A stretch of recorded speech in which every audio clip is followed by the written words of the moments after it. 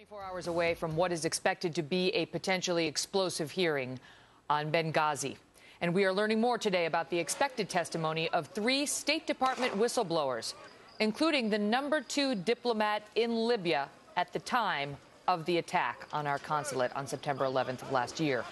According to Gregory Hicks, he tried to get help to the consulate on the night of the attack. Remember, it took place in 2 phases.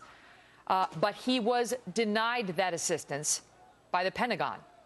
His story contradicts directly the narrative laid out by the Obama administration in the aftermath of the terrorist attack that killed 4 Americans, 2 at the first location, including our ambassador, and 2 at the second location, including 2 former Navy SEALs.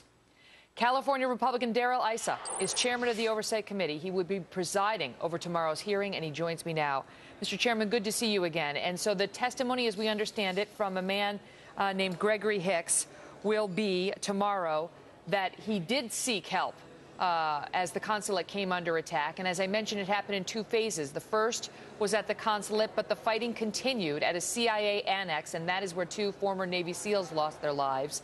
This administration has said that no one was ever told to stand down, that all available resources were utilized to help those involved in these attacks. As it looks right now, Mr. Hicks will directly contradict that. Is that your understanding? That's correct, Megan. And Mr. Hicks has already given sworn testimony, so many of the things have been asked and answered with both Republicans and Democrats in the room. That transcript is the basis for this hearing in which, for the first time, people who actually were accountable and involved will be testifying rather than secondhand hearsay that has proven to be consistently wrong. Why would they tell a C-130 that it needed to stand down rather than go and help those who were coming under attack in Benghazi? All we can find out so far, Megan, is that the 4 individuals who were told to stand down to get off the aircraft were Department of Defense individuals, and that it was a problem that they were perceiving of not wanting armed U.S. military to go in relief of these men and women in distress, both in the consulate and obviously in the annex. And that's one of the great questions, along with questions such as why wasn't there any attempt at any response, or at least trying to get permission to respond with jet aircraft or other assets for 7.5 hours as these men died.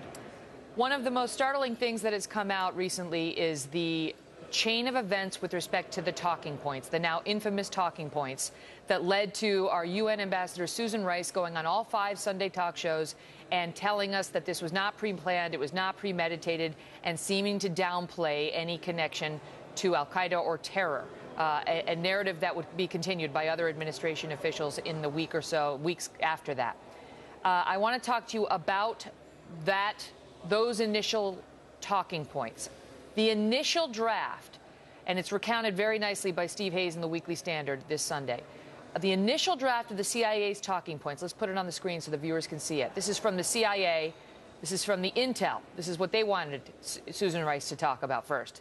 We believe, based on currently available information, that the attacks in Benghazi were spontaneously inspired by the protests at the U.S. Embassy in Cairo and evolved into a direct assault against the U.S. consulate.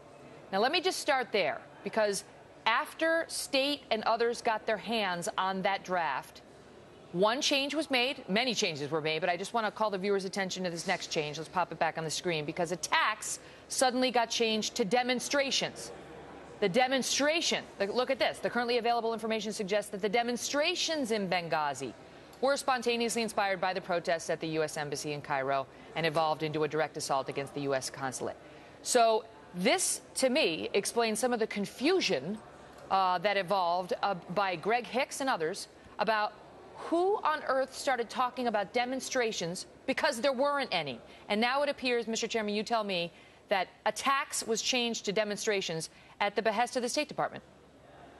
Well, either that or people in the White House. It's very clear, though, that this was a political change and one that flies in the face of two other statements. The last statements made to Gregory Hicks by Ambassador Stevens, in which he said, Greg, we're under attack, and the actual statements made by the president of Libya on those Sunday talk shows on Face the Nation, in which he called it a premeditated attack, said that September 11th was a chosen date, and Ambassador Rice managed to contradict the president of our host country. Okay, I have that queued up. I have the part, the president of Libya had just said that, and then Bob Schieffer asked Susan Rice to respond, and here is what she said. Listen to her on CBS Face the Nation. You do not agree with him that this was something that had been plotted out several months ago? We do not have information at present that leads us to conclude that this was premeditated or pre-planned. Okay, but I want to ask you, Mr. Chairman, because both of those, both the initial draft by the CIA and then the modified draft by the CIA, has the CIA saying that these were spontaneously inspired attacks or demonstrations, spontaneously inspired by the protests at the U.S. Embassy in Cairo, and they evolved into a direct assault. So is she, consistent with the talking points by saying we don't have information that it wasn't premeditated? In other words, it could have been not premeditated, it could have been spontaneous, and nonetheless carried out by al-Qaeda. Well, one of the challenges is, at that time, the CIA didn't know how far in advance they were planned, nor was that particularly important. What was important was the CIA made it clear that al-Qaeda-linked elements could and were probably part of the attack. That's all you really need to know, is this was not a demonstration in which a building caught fire. This was, in fact, an attack on this compound and then on the CIA annex, and that it was done deliberately. And, of course, the last words of Ambassador Stevens to Gregory Hicks will always, I think, ring to the American people. Greg, we're under attack. Not Greg, there's been a protest. And Mr. Hicks goes out of his way to say there was a back door out of the consulate. The ambassador was a very skilled career professional. If he'd seen a protest, he'd have gone out the back door and he'd have been gone. That didn't happen because there was no warning. This was an attack that did not begin with a protest. As far as we can tell, this is an attack that began clandestinely, in which they essentially made their attack at the same time as compromised individuals who were supposed to be part of the guarding of this consulate disappeared. So they came right through the gate, attacking without warning.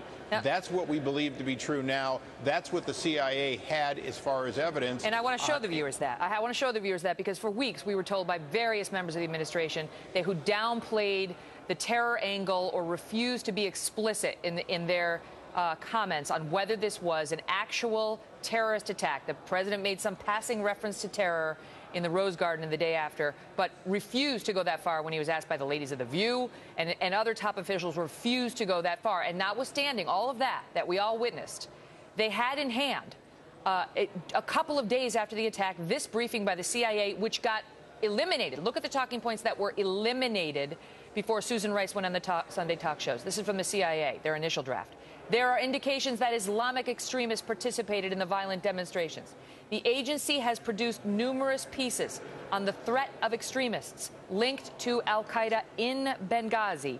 And then, since April, there have been at least 5 other attacks against foreign interests in Benghazi by unidentified assailants. And our information, Mr. Chairman, you tell me what we should expect tomorrow, is that Victoria Nuland of the State Department voiced her, quote, serious concerns about that draft to the White House, said this would lead to Congress using the talking points to criticize the State Department for, quote, not paying attention to agency warnings.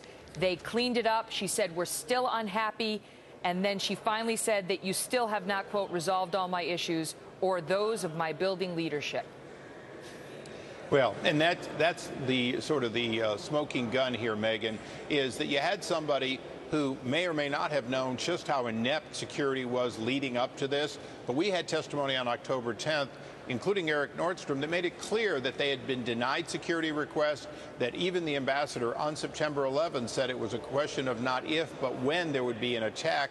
that the State Department did, in fact, botch security, trying to make it look normal rather than trying to protect the men and women of the State Department. So that cover-up is undeniable, and I think that's one of the smoking guns. But it still doesn't explain the president misleading the American people over a period of weeks. In your opinion, and it could be neither of these, but was this about Hillary Clinton trying to protect herself and her own political future? Was it about Barack Obama trying to protect himself and his political future, or neither? But clearly it was about people working directly for the secretary, people working directly for the president that led to this. Now the question is, since the secretary and the president have sort of stood behind and allowed these people who made false statements and false allegations to continue to keep their jobs, the question is, where's the accountability for lying to the American people? And I use that word very carefully. The American people were lied to, and today the defense of the administration is that they changed these talking points because they were protecting classified information. I challenge the administration to come forward and tell us what they were protecting other than their own backsides. Darrell Issa, we will watch with great interest tomorrow. Thank you for being here. Thank you, Megyn.